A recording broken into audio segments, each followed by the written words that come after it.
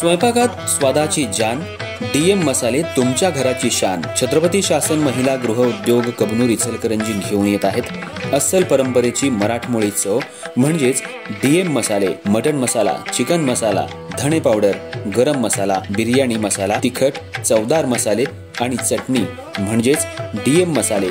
तर आजच आपल्या जेवणाची रंगत वाढवण्यासाठी केमिकल विरहित डीएम मसाले, गृहिणींच्या मनातले मसाले आणि चटणी अवश्य वापरा.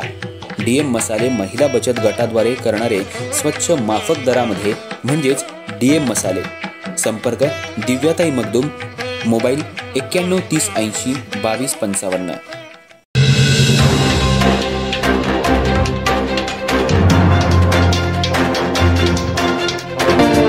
नमस्कार, मी तेजस्विनी मगदूम.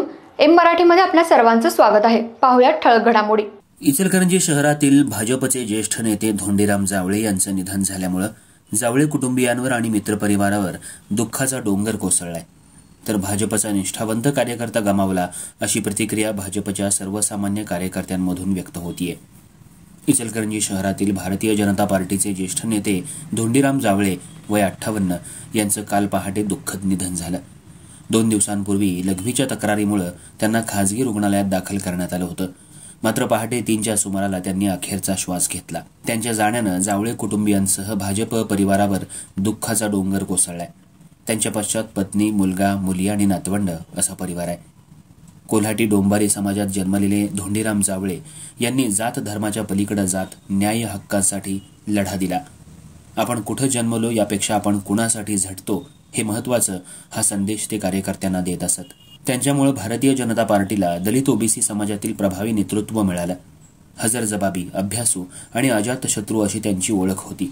भाजपचे नेते स्वर्गीय प्रमोद महाजन आणि गोपीनाथ मुंडे यांच्याशी त्यांचा थेट संपर्क होता. इचलकरंजी भाजपचे शहराध्यक्ष असताना 2009 मध्ये सुरेश हळवणकर आमदार झाल्यावर गोपीनाथ मुंडे यांनी फोनवरून जावळे यांचं अभिनंदन केलं होतं. त्यानंतर त्यांनी कोल्हापूर जिल्हा सरचिटणीस, विमुक्त भटक्या जाती जमातीचे प्रदेश उपाध्यक्ष अशा विविध पदांवर काम केलं. नुकत्याच झालेल्या लोकसभा आणि विधानसभा निवडणुकीत त्यांनी युतीच्या उमेदवारांच्या विजयासाठी सक्रिय प्रचार केला होता.